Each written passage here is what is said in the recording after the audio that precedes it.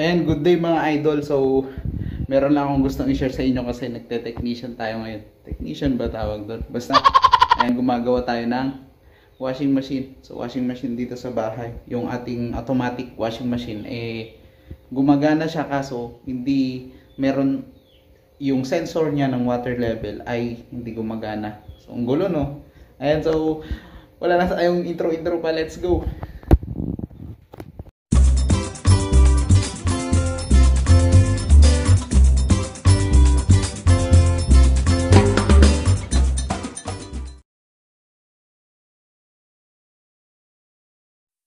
Ayan mga idol, so pan naman tayo ngayon. Technician ng washing machine natin. So, ang problema dito ay yung pag-flow ng tubig. Continuous siya kahit may sinet na tayo dito. Actually, enough natin siya mga idol kasi meron tayong ginawa. Nagpalit tayo ng ito sensor. Ayan, sensor po. Ito yung pinagpalitan natin. Ayan. So, pinalitan natin to, yung water level sensor na tinatawag. Ito galing lang. Ito yung original. Tapos ito galing sa Shopee. Ngayon ang problema mga idol, ayaw pa din. So, ganun pa din. Punong-puno na yung mga tubig dito kasi sayang naman yung tinatapon natin. Tapos may napanood ako sa YouTube. So, ito. Check daw dito sa baba yung hose. Ngayon, hindi ko alam mga idol kung kita nyo. Ito, nakita ko yung salarin. Ito pala yun mga idol. Kaya hindi niya nasisense yung water. Or continuous pa din. Hindi ko alam. May butas mga idol. Ayan. Siguro dun sa pag-alog niya, hindi ko alam kung saan dito ng banda na nadali. Ito pala. Merong butas. So gagawa natin ng paraan.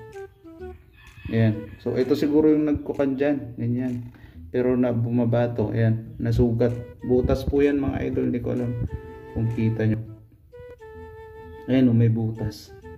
So, salamat dun sa napanood natin sa YouTube. Actually, sa YouTube lang din natin napanood to. Tapos, ito. Merong sinasabi na tester. Yun lang naging problema. Wala tayong tester mga idol kasi nasa papa ko. Ayan, hilugot natin. Ito yung nasa likod niya para matanggal natin at may kabit natin yung sensor. Tingin ko okay pa yun mga idol, but since naikabit na natin to, sabi nung napanood natin sa YouTube ay ito yung sirain or madalas na masira sa mga automatic na washing machine. Ito siya, Beko mga idol, na 7 or 8 kilos. So yun, nakita na natin yung problema. Hopefully, pag tinape natin yun ay okay na. Hindi ko na sana siya i-video pero sana makatulong dun sa iba. Ito pala yung setup dun sa likod. Hopefully, magawa natin ng paraan yun. So, post muna natin mga idol. Few moments later. Ayun mga ka-backyard, ito na pala siya. So, okay na siya mga ka-backyard. On lang natin.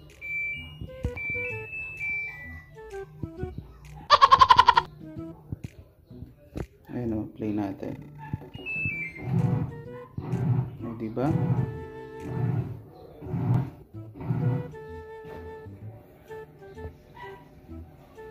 Ang galing.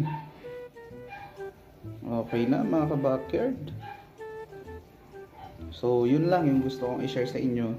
Sana may natutunan kayo. Although hindi tayo expert, nanood lang din tayo sa mga kapwa natin, mga YouTuber, mga vlogger, mga ka-backyard. Yun lang. Salamat po sa panonood. Stay safe mga ka-backyard.